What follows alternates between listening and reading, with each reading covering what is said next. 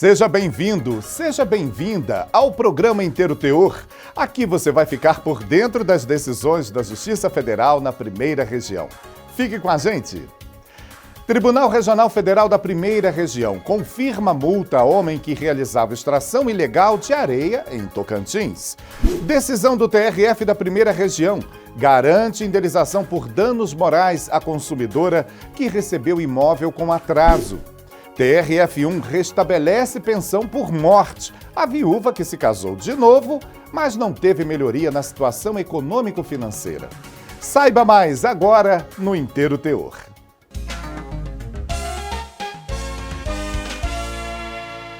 Tem gente que não sabe, mas extrair areia sem autorização é crime.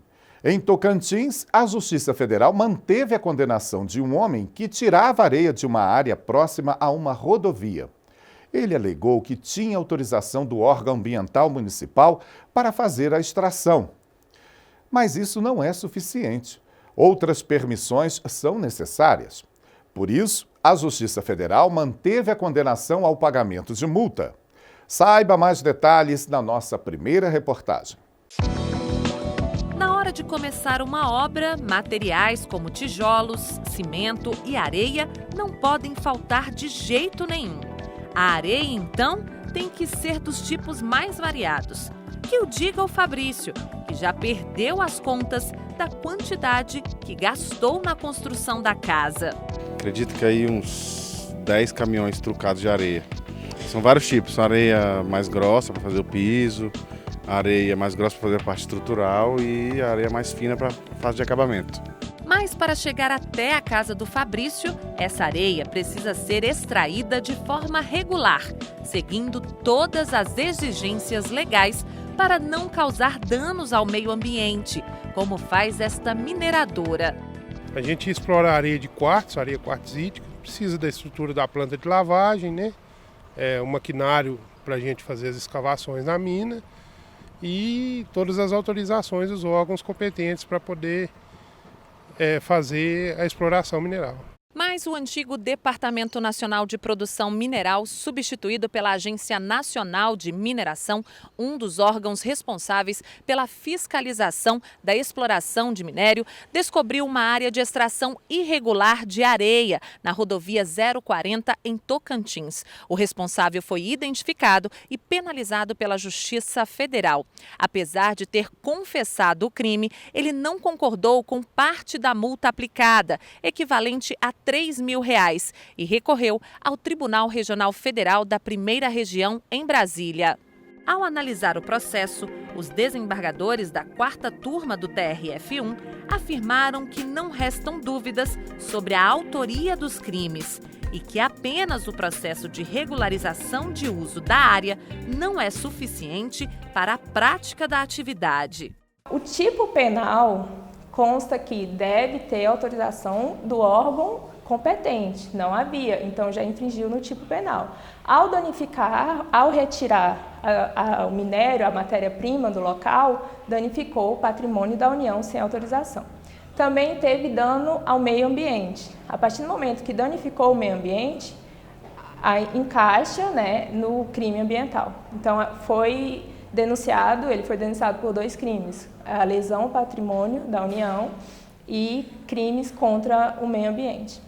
O diretor da Agência Nacional de Mineração diz que o combate à exploração irregular de minérios é um desafio pela grande extensão territorial brasileira. Tem um universo muito grande do Brasil para fazer essa gestão e hoje a atividade irregular, muitas vezes ela é mapeada mais através de denúncias, seja Ministério Público, vizinhança, questões de poluição sonora, poeira, isso acaba ocasionando algum tipo de denúncia para a gente fiscalizar, porque a gente ter uma ronda ativa para fazer essa busca é uma agulha no palheiro. Para proteger o meio ambiente, o melhor é usar apenas aquele recurso de origem legal, como fez o Fabrício. Eles têm uma procedência, uma distribuidora grande e a areia de qualidade.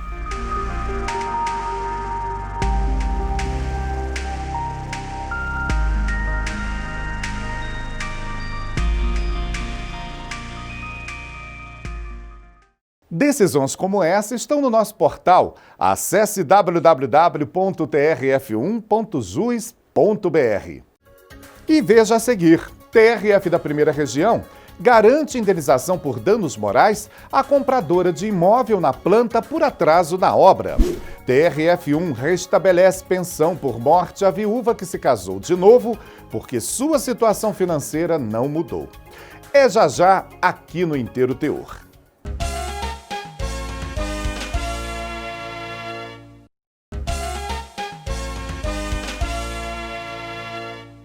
Para quem não tem urgência de sair de onde mora, comprar um imóvel na planta pode ser um ótimo negócio. Uma das vantagens está ligada ao valor do imóvel, que chega a ser 40% menor do que o cobrado após a obra finalizada. Além disso, as construtoras costumam ser flexíveis, permitindo o parcelamento da entrada e ajustando os valores intermediários de acordo com a necessidade do comprador. Mas também há riscos. Um dos medos de quem compra um imóvel na planta é a entrega atrasar. Muitas vezes, o atraso é tanto que pode gerar direito à indenização. Quem conta a história de um caso assim é Daniela Garcia.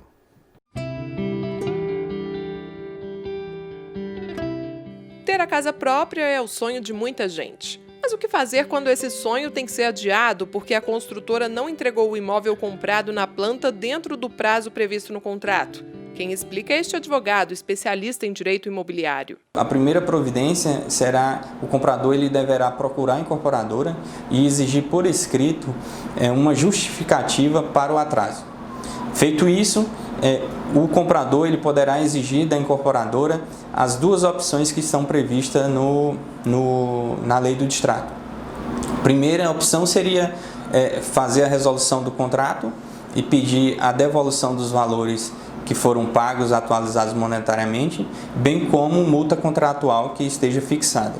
Segunda opção, como foi dito, seria exigir da incorporadora a continuidade do contrato e o pagamento de multa moratória de 1% sobre o valor pago do contrato a cada mês de atraso na entrega do imóvel.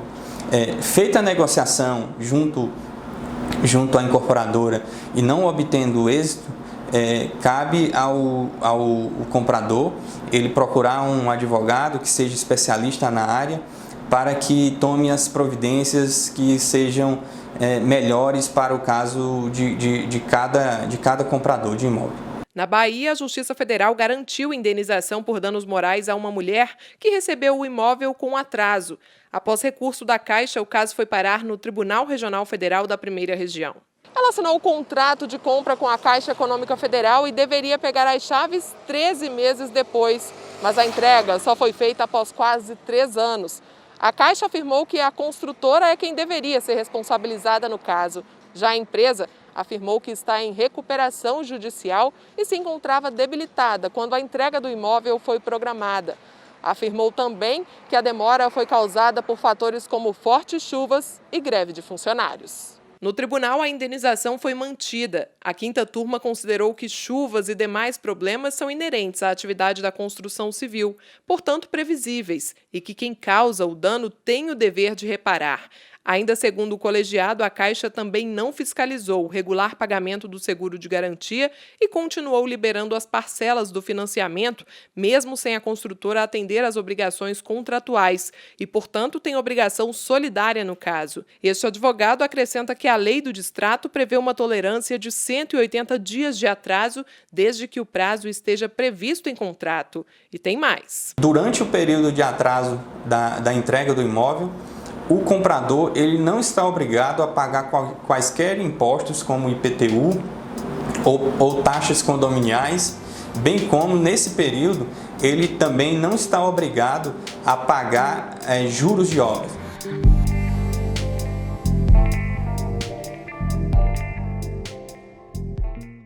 A pensão por morte tem por objetivo assegurar uma renda mensal aos dependentes quando o segurado do INSS morre.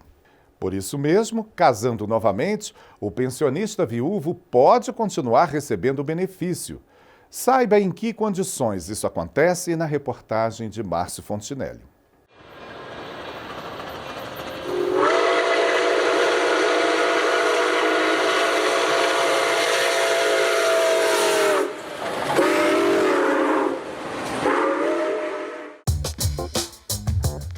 Pensão por morte. Você já deve ter ouvido falar ou conhece alguém que recebe. O benefício foi criado em 1923, com o nome Caixa de Aposentadoria e Pensões para Empregados de Empresas Ferroviárias. À época, o objetivo era garantir que herdeiros dos ferroviários pudessem receber pensão em caso de morte do funcionário por acidente de trabalho ou morte natural, depois de 10 anos de serviço efetivo. Só 68 anos depois, em 1991, o direito foi garantido a todas as classes de trabalhadores. E quem tem direito à pensão por morte? Bem, são 3 as classes de dependentes que podem se habilitar como beneficiários. A primeira, que tem preferência sobre as demais, inclui cônjuges e filhos menores de 21 anos ou inválidos. Para eles, a concessão do benefício é automática. Se não existirem dependentes da primeira classe, a preferência vai para os dependentes da segunda classe, os pais do segurado. Mas para garantir o benefício, eles precisam comprovar que eram financeiramente dependentes do falecido. O mesmo ocorre com dependentes de terceira classe, que são os irmãos do segurado com idade até 21 anos e não emancipados, que recorrem ao benefício como última opção. É bom saber que a pensão por morte não é um benefício vitalício. Em alguns casos, quem recebe pode perder o direito, como explica este especialista. Perde o direito à pensão por morte o beneficiário que falecer, o menor que se emancipar ou fizer 21 anos, a menos que capaz, e o beneficiário que fraudou ou simulou o casamento, bem como aquele que apenas se casou para obter esse benefício. Existe um mito de que os viúvos que recebem pensão por morte não podem se casar novamente sob pena de perder o benefício. Mas não é bem assim. A Justiça Federal em Minas Gerais garantiu a uma viúva a manutenção da pensão porque ficou provado que a situação financeira da autora não melhorou depois do novo matrimônio. O INSS recorreu e a relatora do processo no Tribunal Regional Federal da Primeira Região, desembargadora Gilda Singmaringa Seixas, seguiu o mesmo entendimento da sentença. Ela citou a súmula 170 do TFR, que diz que não se extingue a pensão previdenciária se do novo casamento não resulta melhoria na situação econômica financeira da viúva, de modo a tornar dispensável o benefício. Com isso, por unanimidade, a primeira turma do TRF1 negou o provimento à apelação do INSS.